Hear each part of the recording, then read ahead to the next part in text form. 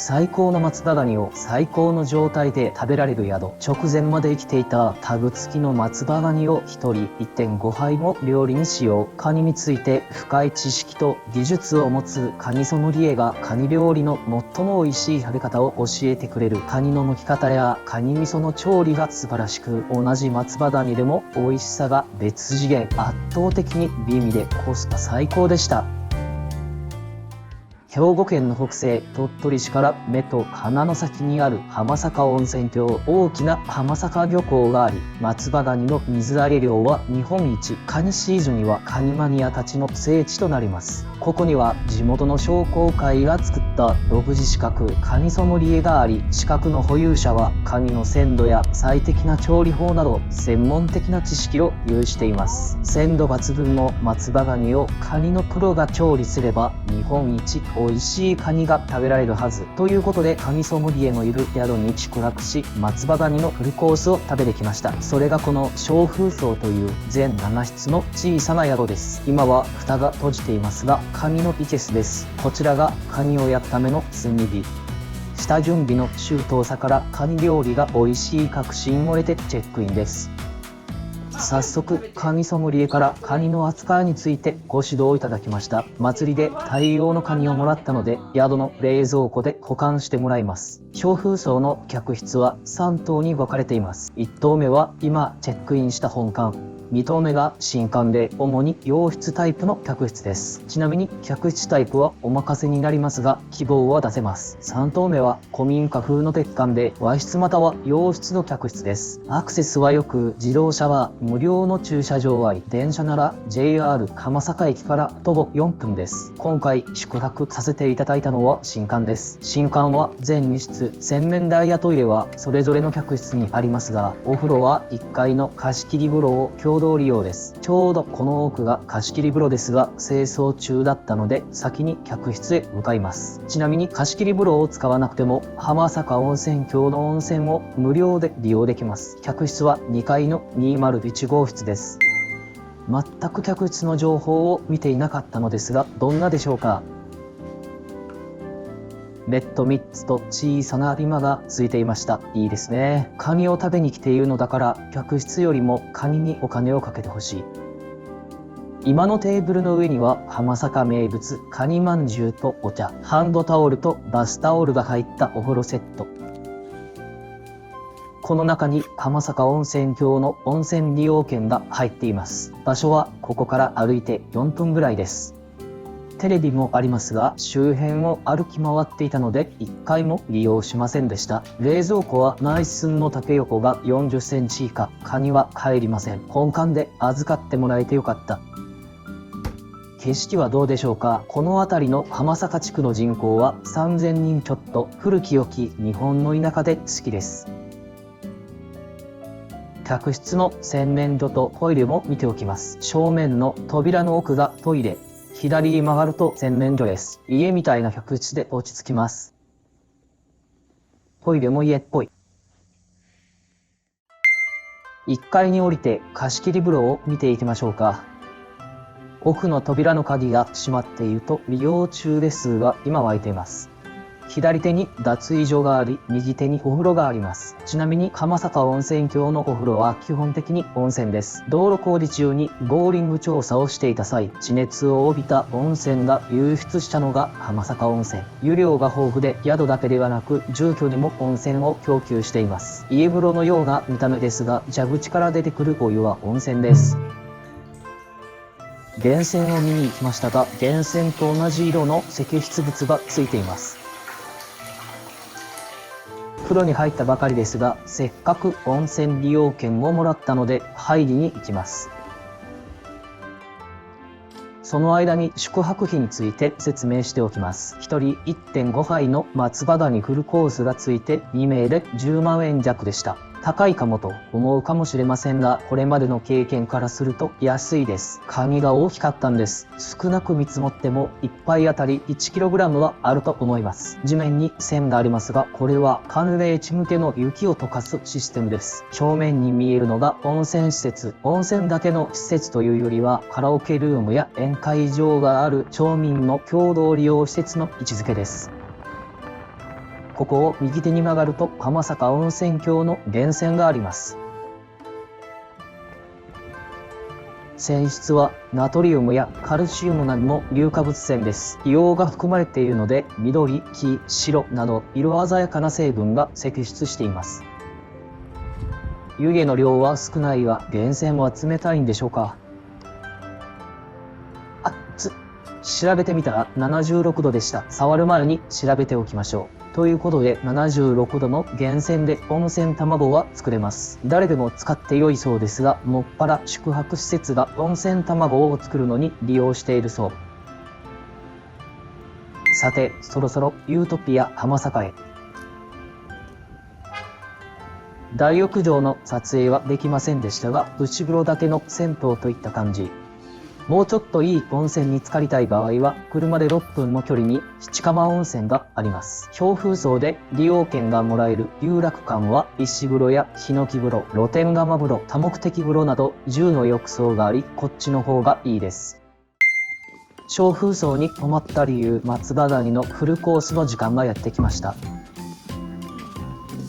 カニの生けすの蓋が開いています。中を覗き込むと松葉ガニが大量に飼われていました。このカニたちが厨房でさばかれ夕食に出てきます。ちなみに食事場所は全て個室。本館の玄関にあった七輪に炭火が入っています。飲み物の値段が安すぎる。お酒は地酒の霞汁。こちらは浜坂さんの岩もずくになります。コリコリ感が違うということなんですけど、普通のもずくとは違い、海藻ではなく岩に着生するそうです。前菜として刺身もやってきました。旅行はカンパチタイになります。まずは収穫量が少なく希少な岩もずくから。ぬめりが普通のもずくよりも強く、食物繊維が豊富、歯ごたえがコリコリしていて普通のもずくよりもうまいです。カニ味噌はやってきました。水槽見ていただきました。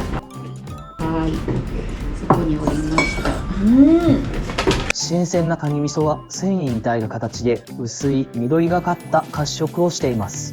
生でも食べられますが、今回は焼きます。カニの身のソースにするためです。水分飛ばしてね、いい頃になってお召し上がりいただきますね。カニ味噌は焼きながら混ぜているとだんだん水分が飛んでゼリー状になってきます。家庭で作る場合は鍋に移して混ぜるといいそうです。ふつふつと見えてきて完成間近です。これ霞鶴の缶したお酒一さじ残されて、焼いたカリをつけて食べられて、であと最後一さじ残っとるところにお酒を入れて混ぜて、ちょっと温めたらコーラだけ。人の顔が違うのと一緒で、お味がそれぞれ違いますって似たような感じですけど、違うんです。で、味比べしてみてくださいね。食べ比べしてみることにしました。まずは私のから。濃厚なクリームのような味わい。妻のは固体っぽくて味が濃い。今日お客さんは松葉コースですね。なのでこれは全部焼きの分です。松葉ガニのフルコースなので1人 1.5 杯分があります。終わりましたらまた鍋の分が来ますので、今日は焼きをして火を下げてお鍋出してカニしゃぶ、雑炊、デザート、間に天ぷらがして蒸していけるかと思います。生きてますのでちょっと1分先にお刺身しますね。これが生きてるでしょ。はい、これそうなんでしょう。冷凍あとは次のこれ。でこれこんな感じですが、こういうふうにつけたらこうボリューム出て花が咲くっていうんですが、花が咲いた感じは松葉に見ることで松葉ガニ。じゃあ焼き方説明させてもらっていいですか。はい、こここう入れちゃったら次熱くて持てないので、必ず半分こっち召し上がってからこっち焼きますので。で炭火はすぐ火が入りますので、たくさんのせすぎないように、今日は自分のカニは自分で見とってくださいね。さっきまで水に炒めてお塩振ってほしいです。これパラパラっと今お好みで。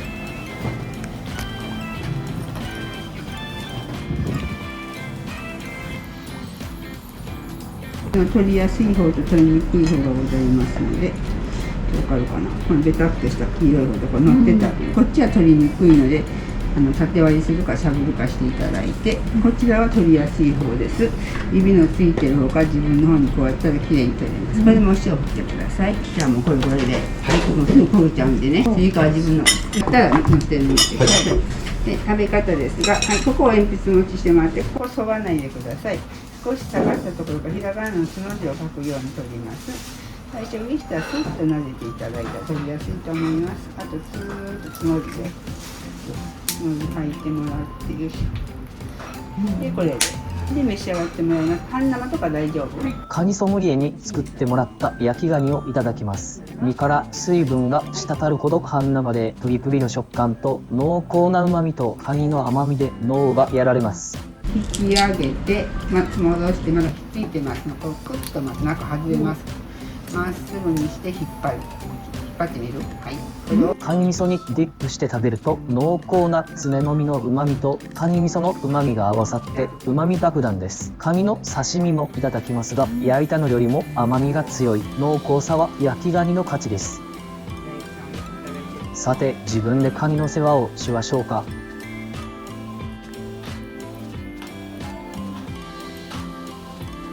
言い訳するとカメラ片手にやっているから多少はね、後から気づいたんですが、一番大事なのは焼き加減。カニソムリエのおかみが何度も焼きすぎはダメだとおっしゃっていましたが、その加減が難しい。左側のように赤くなり始めぐらいがベストです。右はまだ早いです。赤くなりすぎ。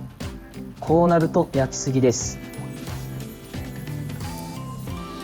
焼き面が焦げています。で、スプーンでつの字を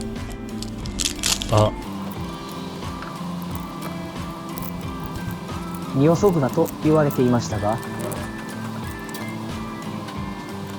焼きすぎると明らかに身離れが悪くなります。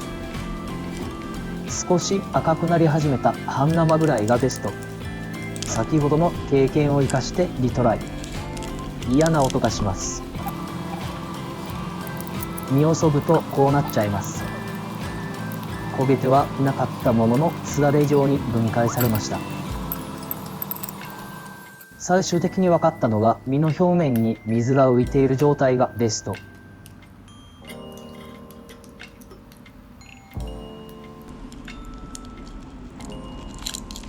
これでも少し焼きすぎですが、身離れが良かったです。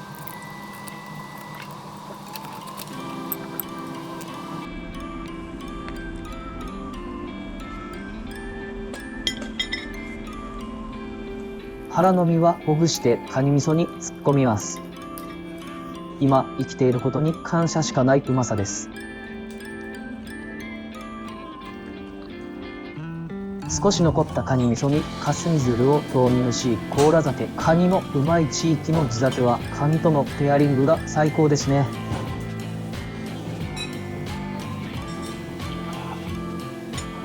箸休めの天ぷら。青さとさつまいも、カニの天ぷらです。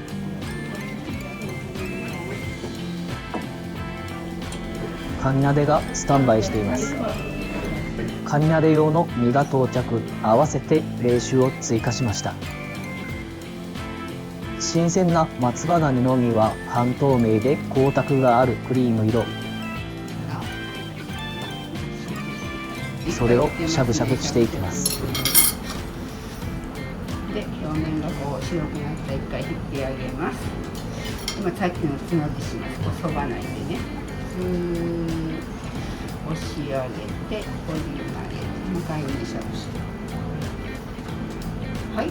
焼きガニとは異なり甘みが強調されており、ジューシーさも相まって喉をスルリと通るスープみたい。カニの爪は焼きガニと同じく爪の動く側をパキッとするまで曲げてねじると身が外れます。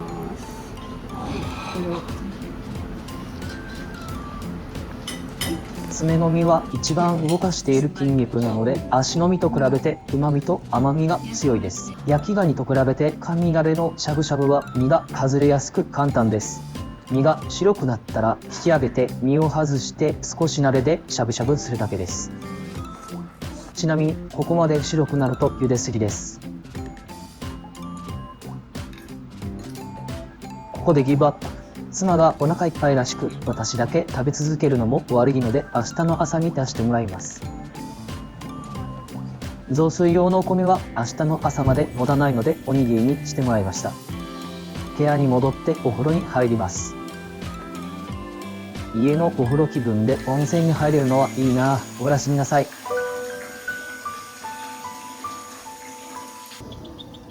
おはようございます。お腹が冷えました。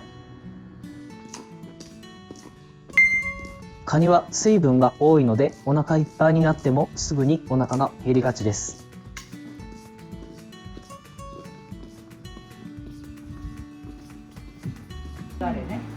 朝食はハッスンみたいな少量多種の料理。76度で温泉卵、でこの真ん中のこのカニ寿司、これカニ寿司してあるの、これメスのカニ、オスオンあ知ってるねセッコガニ、はい、でその中身を出したのはこれ内子と外子を生のまま出してお酒でいって味付けして保存食に尽くしてるの。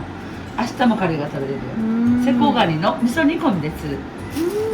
でご飯のせて食べてほしいの。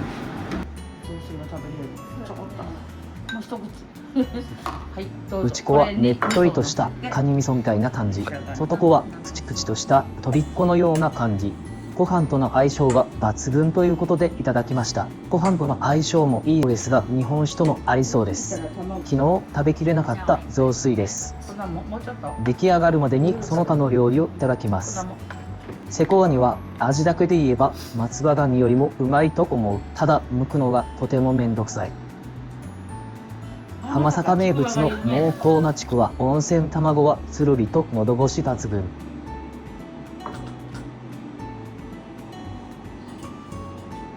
カニの出汁がたっぷり染み込んだカニ雑炊は何にも代え難いうまさ。毎年カニを食べに来ることになりそうです。名残惜しいですが、チェックアウトの時刻。昨日購入して預けていた松葉ガニともらったセコガニは元気に生きていました。超風荘の確かな質の松葉ガニとカニソムリエの調理技術が組み合わさった最高のカニ料理をいただける宿でした。うまい松葉ガニをコスパよく食べるならここです。